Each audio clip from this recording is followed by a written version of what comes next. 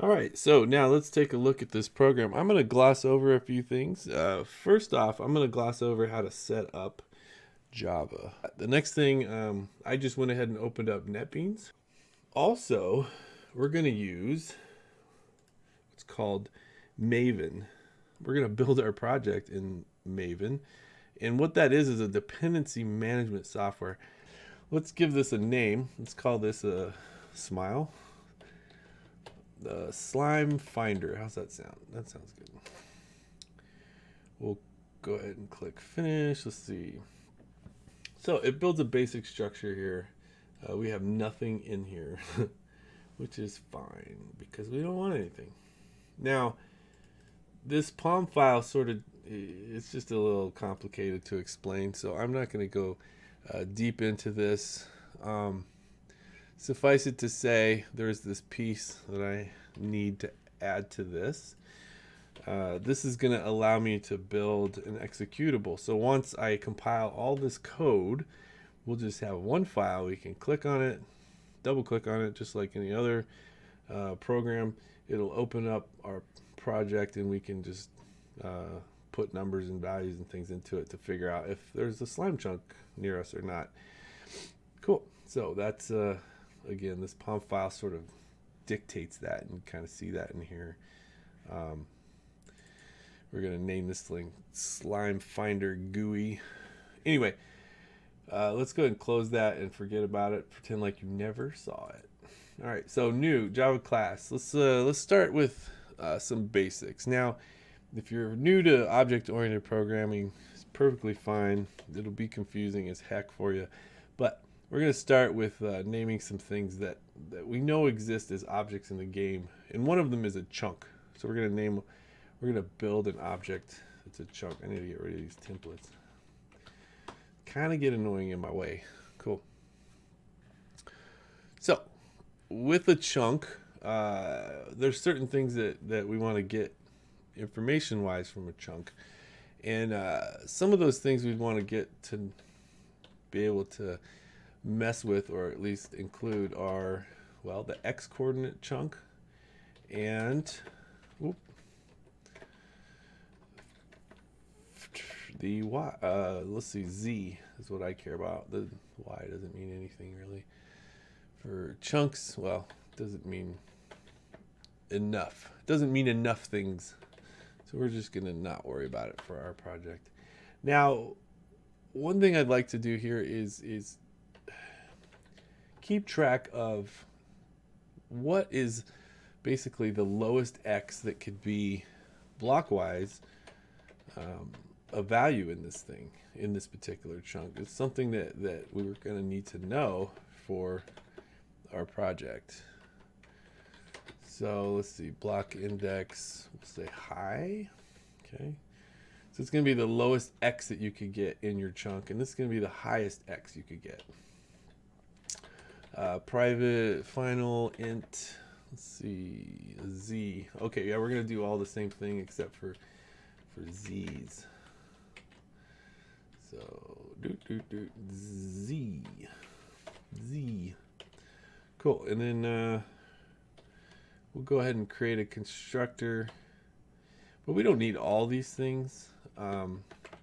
These we're going to build up from the information, so that should be good.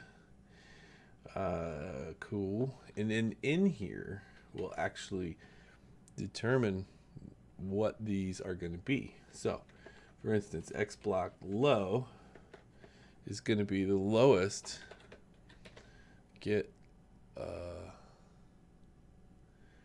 low block value, and we're going to say for x. And so this is a method that hasn't been created, which is why it's showing in red, that we need to make. So we're going to have get a high block value. High block. Cool. And then we need to make these z. This one's going to be high. Height. High. Cool. Now it's still showing red, obviously, because You know what would be better, actually? If we don't make this high one, we just keep this a low. Get the lowest one. And the reason is the highest one is always going to be 15 blocks away. So typically, again, hard coding numbers like this is not ideal in a program, but we're going to keep it there anyway. It definitely lets you know what the difference of these two are without going to another method. All right, so then next we could go ahead and define this. So let's get a method. And oops, I'm messing up here. Let's see here. Okay, and the low value is going to be let's see, we're going to return, let's see, it's not always going to just be X. It's going to be some chunk value. So we're going to return that chunk value times 16. Now, again, we start hard coding things, and I don't like it. So I'm already starting to reference numbers that have the same meaning. So let's actually take care of that. Private final int. Let's see. Oh, I want it to be static. Private static final int, and then we're going to say this is the number of blocks per chunk, and that's not quite accurate. Per chunk, let's say row. Per chunk row. Okay, that works. Now this number, I know it's like a long explanation, but if that were to ever change, you could easily come into this program and rewrite that number. Not going to happen, but you never know.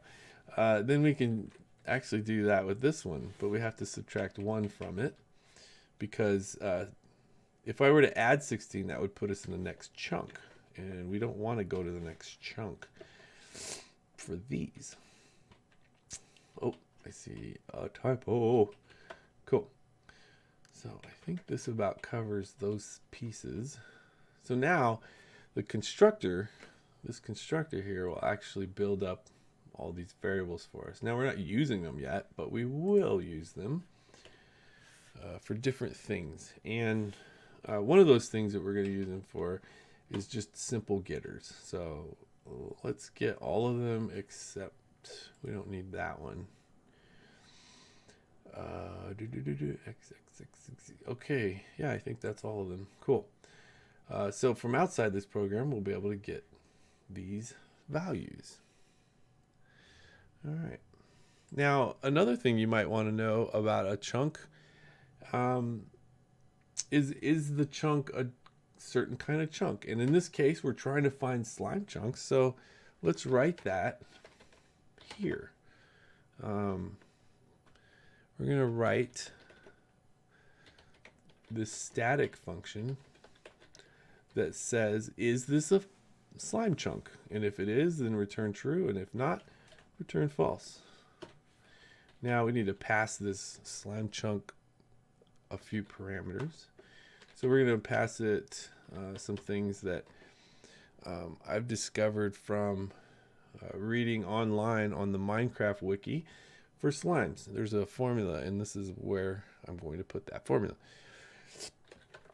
So we have int x chunk position and int z chunk position. All right, let's put some comments in here. I'm gonna just copy actually my comments that I wrote prior to this when I was getting prepared for this video. So you could click on that link there, and well, you can't because, well, you can't click through my video, but you could copy it down and go to it if you didn't know where to find it. And it's going to show you the same formula, but maybe you could spend a little more time looking at it, I suppose, if you're super interested. Now, the way the slime chunks are decided upon is through a pseudo random process. Pseudo meaning that it's not truly random. There's a formula behind all this, but it's random enough if perception wise, you wouldn't even know. I don't know why I just did that. Okay. Oh, I do know why I did that. Okay. So we're gonna, you take the world seed. So you're gonna have to find the world seed, which is basically slash seed in your command line, and it'll give you your seed that you're looking for. I know, even that's kind of cheaty. This whole thing is really cheaty, but this is sort of cheaty on steroids. So we're doing it. All right, long. Then we're going to do an X chunk position times X chunk position. And then that's going to be times. Now, this next part is, I can't actually explain this because I don't know. I don't know what these hex values are representing or why they use them. So I can't explain that. But I do know that we're multiplying times some hex number. And this one, we're going to add, but then we're going to multiply it times the hex number of 5AC0DB plus another long. Oh, I keep fat fingering stuff. Now we're going to do the Z chunk stuff. Z chunk times 0x4307A7. And then L, it's kind of odd to me that they throw an L in there, but the L stands for long. I think the one I pulled it from is just trying to force this whole thing to be long, because in order to do this in a random, you have to pass in a long.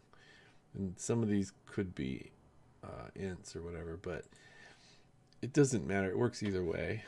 I'm just going to follow their formula exactly so that there's no question. Well, actually, if you go to that website, you're going to see int instead of long in these parentheses, but I happen to know that that doesn't matter either. And in fact, it's kind of wrong that they wrote it, to be honest with you. So ZX5F24F.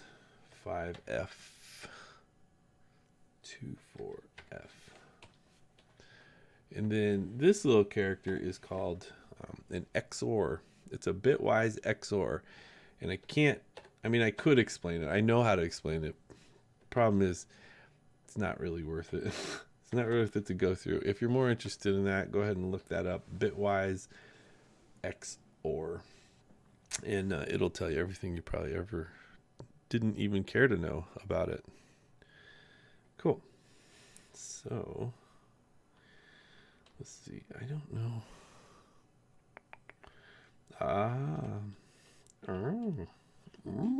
Okay, there we go. So this is just an extra piece. Cool. So what this does is it builds up a random object. We have to import this. Uh-oh. What? Oh no. Sometimes you run into problems, but you gotta figure it out. For some reason, it doesn't want to find the import for this. Chunk. Huh. Well, that's not. Alright. No matching items. Okay. Well, that's promising. It's just right there in the import is just right there in Java. So I don't know why it didn't find that. Did I spell something wrong? Oh, geez, Louise. Silly me. That gets a new. Durka. All right, random. I don't know what that was. Next int. So we want this, and the way that it works is that it's going to find the next random int between 0 and 9, really.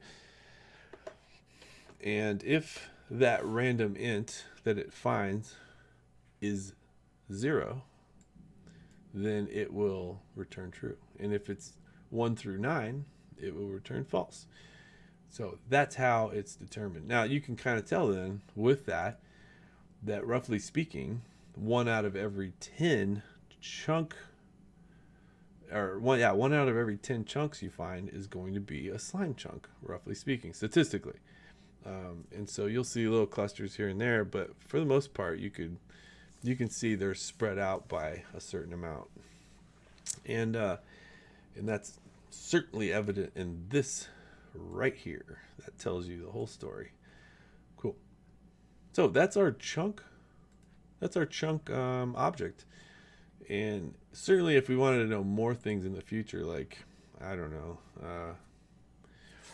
I can't even think of an example right now, but maybe we had some other purpose. Right now, the only one I care about is this chunk a slime chunk?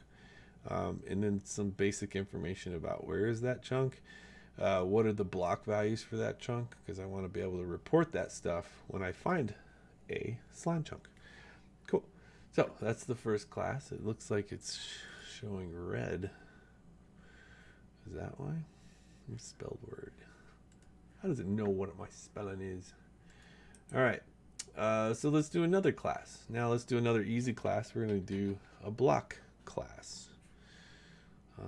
This one's pretty also a very simple class, almost what they call a POJO, which is a plain old Java object.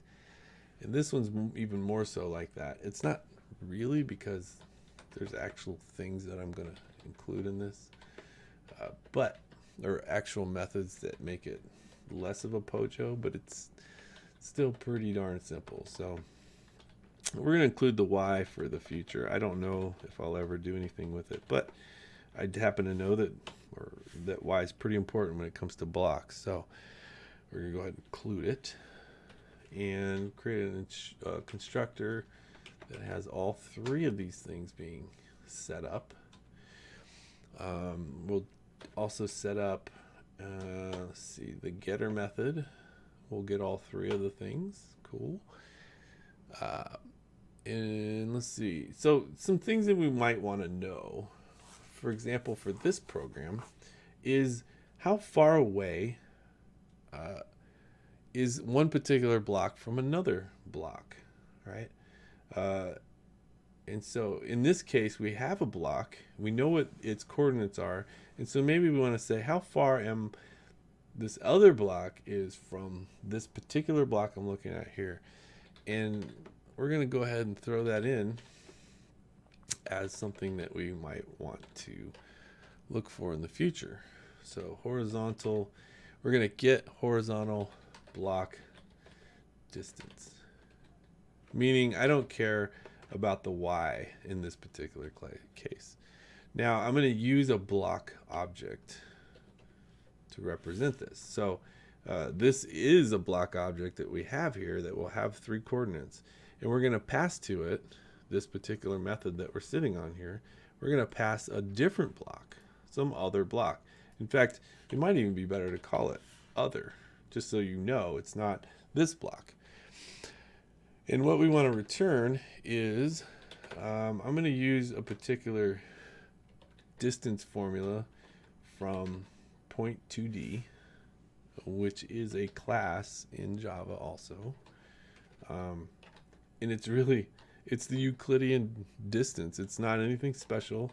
You could code it up if you really wanted to, but I just really rather not reproduce, or not really, reproduce the wheel. Reinvent the wheel. And so we'll just use the one that these folks have in the Java AWT geom.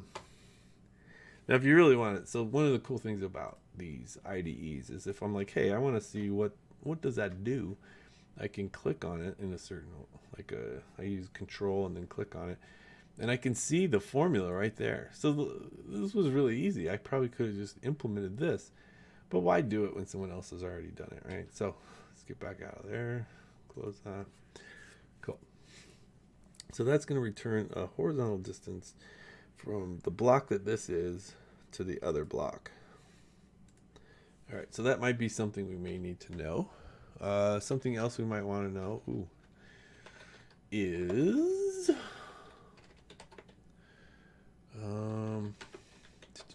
let me get this typed out. Oh, we want to see, well, what chunk is this block in? So we hand it,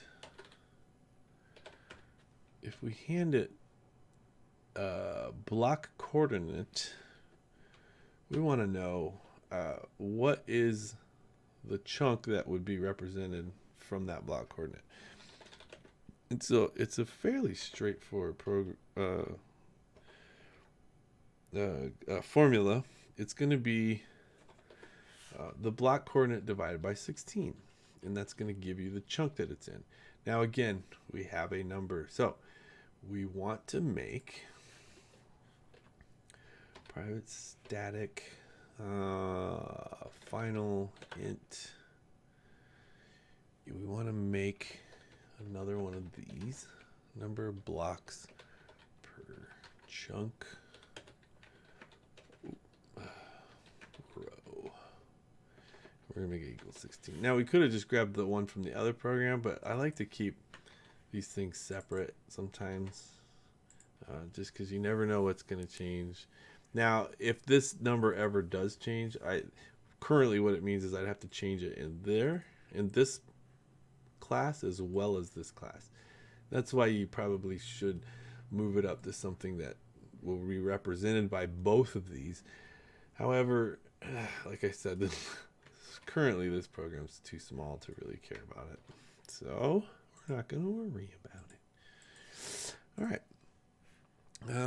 For now, let's say that this is good enough for the block class. So it's pretty straightforward, right? Pretty simple. We're just really building up a block object, and the block object is considered an XYZ coordinate. Now, a lot of people know who play the game that there's a lot more to a block, right? It could be cobblestone, it could be an empty space, it could be all kinds of things. I mean, you've all played it, so you know exactly all the different things it could be. So we could have yet another bunch of variables with which to say more about the block.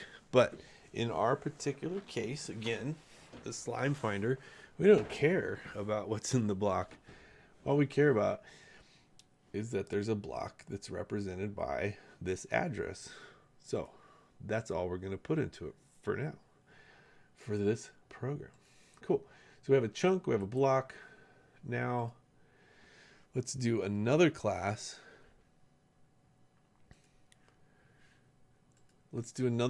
Now this one is really going to have a little bit more logic, because what we're trying to do in this program is find all the places in a certain radius where there's slime chunks. Okay, so we're going to create a class called slime chunk finder because we want to find all of them. Cool. All right, if I say cool one more time, go ahead and just click off this video because I'm annoying even myself. Private final. So let's go ahead and add some things that we know we're going to care about. The world seed is something that has to come into this program or this object. Private final, we want to bring in, we need to know what the X value for the chunk is. So we're going to say the X value of the chunk at the current position. And then let's just copy this one. The Z chunk current position. Cool. So then knowing this, we can build a constructor of all three of these things so that this object can be passed these things, and then we assign them, and now we can write a finder class or a finder method Oh, I said it again. Oops. Don't go away. All right. Public list. All right. So I'm going to write this object, and I'll explain what it is here in a second. It's something that I'm going to have to create. But I want to write this method name first before we really get into that. So now again, I said that the purpose of this is for us to find all the chunks around a certain radius that have that are slime. So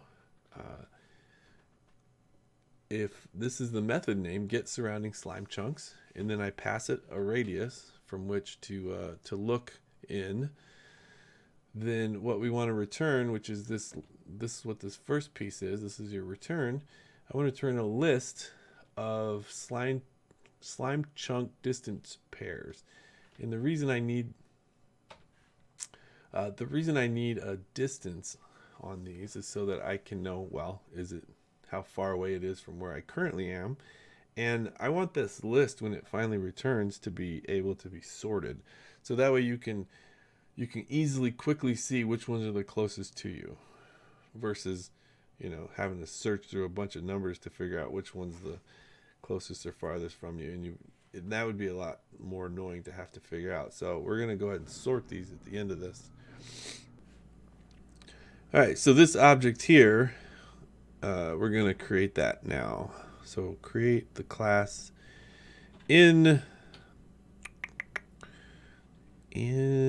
we want to create it in here so that we can just use it here. However, oddly enough, we're going to use it in another place. So let's make that public. Cool. Now, what we want is to pass in.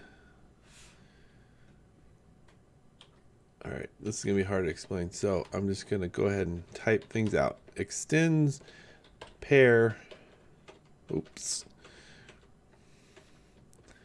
is going to be a double, and that's going to be the distance, and a chunk object. So we need to import this pair from JavaFX, and then we want to implement a comparable, and this is so that we can sort our slime chunks. Distant pair. So we're going to have a comparator that allows us to determine if one distance is further than the other easily. Cool. So, and in here, in order to build one of these up, you need the distance, and you need a chunk. And that's the items that are going to be in this pair chunk. So we need to call the super on this because we are extending pair, and this just actually goes right into that pair. And there's some code here that we'll be using for free. We don't have to write it. Cool. Now the reason why this is red up here is because we have to override some functions. So implement all abstract methods. And there's that compare to. Actually, it was because of the comparable. We had to implement compare to. And all we want to do is return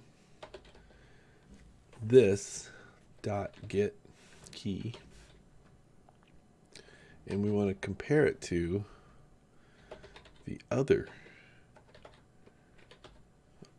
get key. Now this O stands for other. So this object will be sitting in here, and some other function that will be sorting these things will look and decide, is this object have a larger value than the other object? And if it does, it returns a certain number. And we don't care what that number is. We want it to do the right thing. So we're going to use, since get key is going to be a double, it's already implemented a compare to, and we're just going to use that for free. So sitting in here in the double, there's already a compare to, and we don't need to care about what that exactly does, just that it works. All right, so we have this object now that we can use in a list. So let's go through and figure out how to find these slime chunk distance pairs. All right. First off, we want to start with, I like to write at the top the return object that's going to make its way back somewhere. In this case, this is the return object, this list of slime chunk distance pairs. So we're going to go ahead and add that here. And I'm going to use array list. Cool. We're going to put a chunk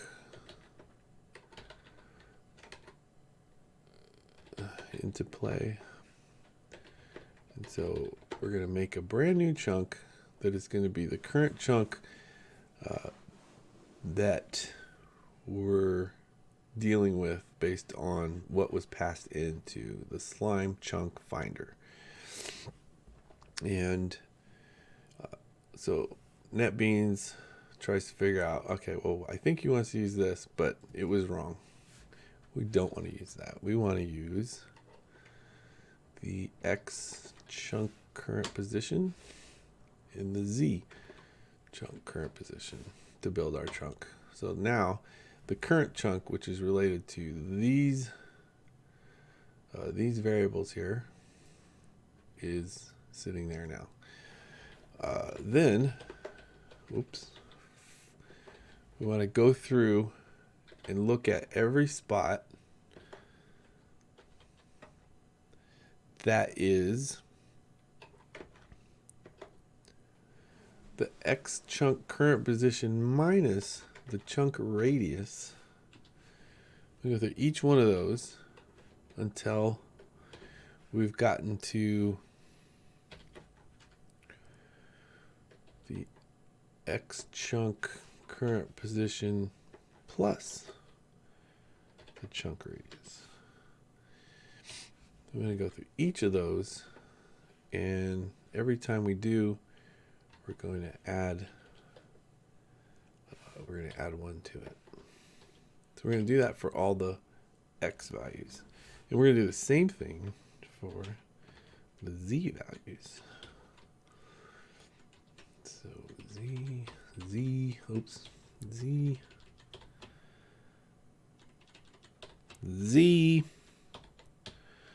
Z. All right. So now what this does is produce an X and a Z for values that are at different points. So let's say that, now this is not a Minecraft map, but let's say that our current chunk that we're looking at is this spot right here. And we have a chunk radius of some number, let's say 10. So what this X and Z will do, or what this for loop will do, is say, all right, we'll go all the way back up to here. Look at that chunk. Is it a slime chunk? No. Is this a slime chunk? No. And it'll just make its way all the way across and all the way across. So Z gets increased 1 and goes down. Or I'm sorry, it's the other way, isn't it? I can't remember. Anyway, it doesn't matter. And it's just going to make its way across like that until it gets to the end. So that's what this double for loop is doing. So we need to make a chunk from the chunk that it's going to look at. We'll call that a candidate chunk because we don't know if it's going to be a slime chunk or not. And we pass in the value. Now we can use that distance formula that we created, get, oh, you know what we didn't do? We didn't do it for the chunk. We need to do that still. Let's go back into the chunk, and we're going to add it.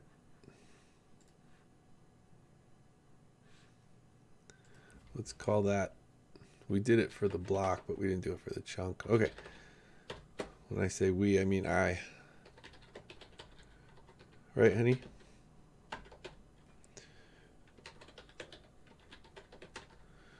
So we're gonna do it's literally the same thing that we did for the block, but we're gonna do it for a chunk distance instead. So we return. If you remember, I used a Java FX function called point2d distance. We're going to use that one. And we want the x of this chunk and the z of this chunk compared to the x of the chunk being passed in, c dot z, the chunk being passed in. And again, I don't like using letters like that, so we're going to change that to other. Awesome, awesome, possum.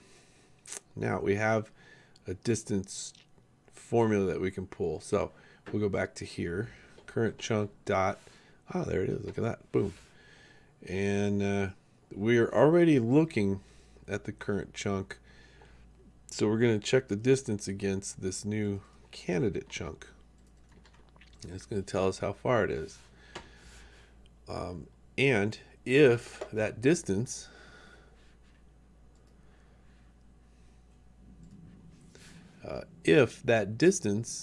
is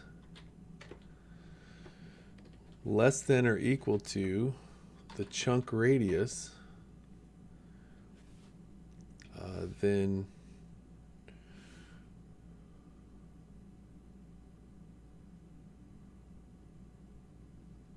oh, you know what? Let's see. If the distance is less than the chunk radius, and yeah, we need to do one more check because we only want the ones that are slime chunks.